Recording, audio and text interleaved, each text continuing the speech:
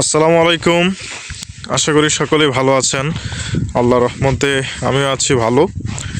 তো আমি এই যে চ্যানেলে ভিডিওটা দেখতেছেন না, এই চ্যানেলটা খুলছিলাম, ভাবছিলাম যে জাপান যেতে পারবো এবং জাপান গিয়ে আপনাদেরকে জাপানের সুন্দর সুন্দর বিষয়গুলো আপনাদের সামনে তুলে ধরবো, আপনাদেরকে দেখাবো, জানাবো। কিন্তু অত্যন্ত দুঃখের বিষয়, আমি একটা চক্রের মাধ্যমে পা দিয়ে বড় ধরনের একটা লস খাইছি এবং সেই বিষয়টাই আপনাদেরকে জানাবো। আমি জানি শুধু এটা আমি না, বাংলাদেশের অনেক জেলাতেই এই চক্রটা চলতেছে। এই জন্য আমি সবাইকেই বিষয়টা জানানোর জন্য আজকের ভিডিওটা করতেছি। যেটা হচ্ছে জাপানে মাত্র 2 থেকে 3 লাখ টাকা খরচ করে ইন্টারন্যাশনাল সার্ভিস ভিসা পাওয়া যাচ্ছে নাকি একটা চক্র বলতেছে। লাগবে না কোনো প্রকার ভাষা, লাগবে না কোনো প্রকার ইন্টারভিউ, লাগবে না কোনো মেডিকেল, লাগবে না কোনো স্কিল সার্টিফিকেট। তাদের কথা হচ্ছে বা চক্রটির কথা হচ্ছে, যদি একজন মানুষ হয় তাহলেই সে জাপানে নিয়ে কাজ দিতে পারবে। এই চক্রটার কথা হচ্ছে এরকম।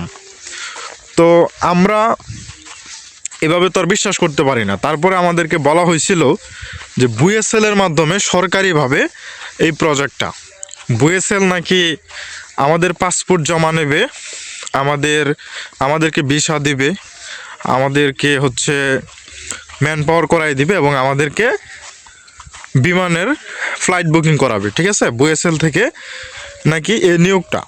সো আমরা সরকারিভাবে এটা বলাতে আমরা বিশ্বাস করছি যে আসলেই বুয়েসেল থেকে নাকি আমাদেরকে নিচ্ছে। তো আমরা পাসপোর্ট জমা দেই এবং অল্প কিছু টাকাও জমা দেওয়া হয় ফাইল টাইল জমা দেওয়ার জন্য, কাজ করার জন্য। তারপরে আমাদেরকে 15 দিনের মাথায় ভিসা দিয়ে দেয় এবং ভিসাটা হচ্ছে সাদা কালা। আমি অবশ্যই স্ক্রিনে দিয়ে দেবো, ভিসাটা আপনারা দেখবেন। এটা হচ্ছে ইন্টারন্যাশনাল সার্ভিস ভিসা। এটা বুয়েসেল থেকে সরকারিভাবে দেওয়া হয়েছে, আমাদেরকে এটা বোঝানো হয় এবং আমাদের কাছে আরও টাকা দাবি করে। তো আমরা বলছি যে ভিসা যদি অনলাইনে যাচাই বাছাই করে পাই যে ভিসাটা রিয়েল, সেই ক্ষেত্রে আমরা টাকা লেনদেন করতে রাজি আছি। এছাড়া তো আমরা কিভাবে আপনাদেরকে বিশ্বাস করব যে ভিসাটা কি অরিজিনাল না ফেক।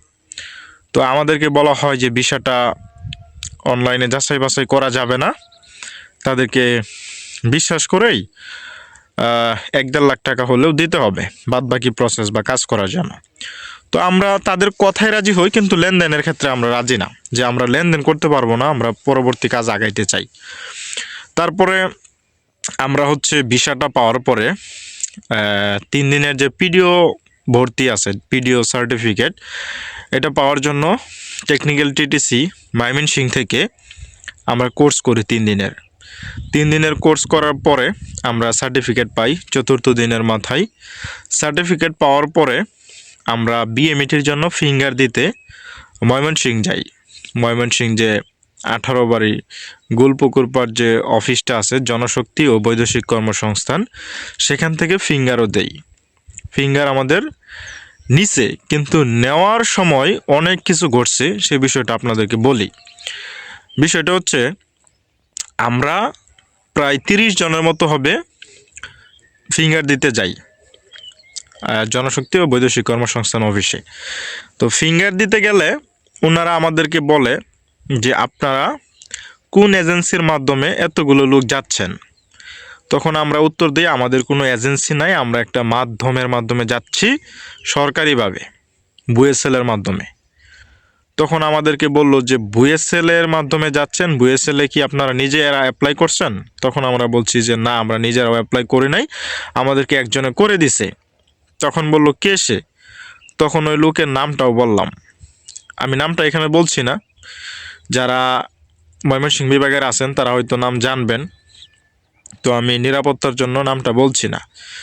তো ওনার কথা বলাতে উনি আমাদেরকে তথ্য দেয় যে আপনারা যে লোকের মাধ্যমে জাপান যাচ্ছেন, সে লোক তো অস্ট্রেলিয়ার ভিসা লাগাই ফেলছে তার পাসপোর্টে, আমাদের কাছে ইনফরমেশন আছে, এরকম কথা বলছে।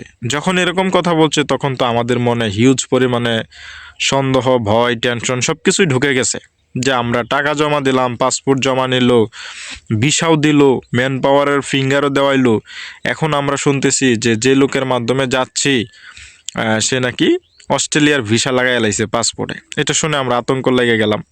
তখন আসলে আমাদেরকে কিন্তু একটা বড় ধরনের একটা মানে আতঙ্কে পড়ে গেলাম। যাই হোক, তারপরে হলো কি, তারপরে আমরা সরাসরি বুয়েসেলে গেলাম, বুয়েসেলে যোগাযোগ করলাম যে আপনারা কি কোনো সরকারিভাবে নিয়োগ দিচ্ছেন, জাপানে লোক নিতেছেন ভাষা ছাড়াই, ভাষা শিক্ষা ছাড়াই? তখন বুয়েসেলে বলল যে না, আমরা কোনো প্রকার নিয়োগ দেই নাই, আমরা সরকারিভাবে এখন লোক নিচ্ছি না, আমরা কারো পাসপোর্টও জমা নেই নাই, আমরা কাউকে ভিসাও দেই নাই, আমরা ফ্লাইটও দিচ্ছি না জাপানের জন্য। তো এইটা শুনে আমরা অবাক হয়ে গেলাম, কারণ আমাদের দালালে বলতেছে 1 সপ্তাহের মধ্যে ফ্লাইট দিব, আর আমাদের পাসপোর্ট নাকি বুয়েসেল জমা নিচ্ছে, আমাদের ভিসাও নাকি বুয়েসেল দিছে।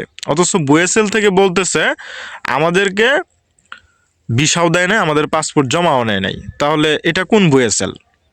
এটা একটা সন্দেহজনক বিষয়। বুয়েসেল থেকে বলতেছে তারা ভাষা ছাড়া কোনোভাবেই জাপানের কাজই করে না, সেখানে দালাল বলতেছে ভাষা ছাড়াই নিয়ে কাজ দিবে।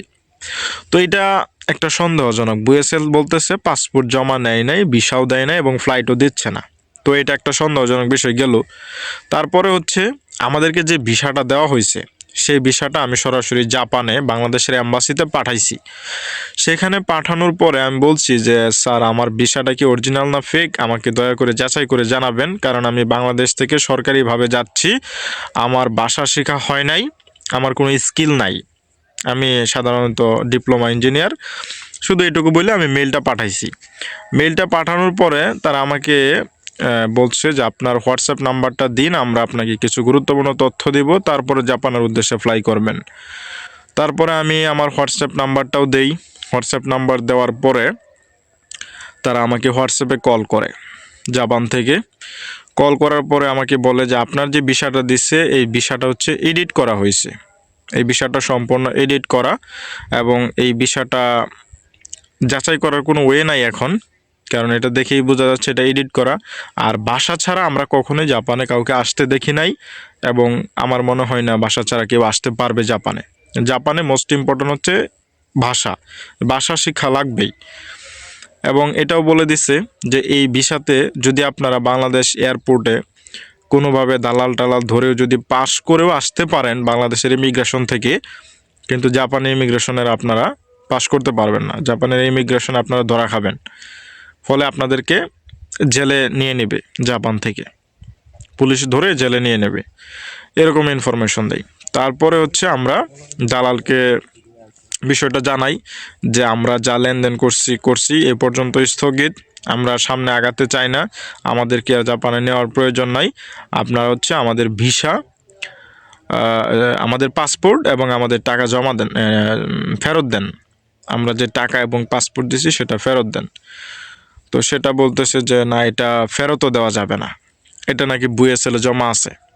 আমাকে বলে যে দালালে যে এটা তো বুয়েসেলে জমা আছে, এটা আমি কিভাবে এনে দেব? অথচ বুয়েসেল বলতেছে আমরা কোনো পাসপোর্ট নেই, আমরা কোনো ভিসাও দেই নাই। তাহলে কেমন একটা বড় চক্র। এই চক্রটাতে আমি জানি অনেকেই আপনারা পড়ছেন।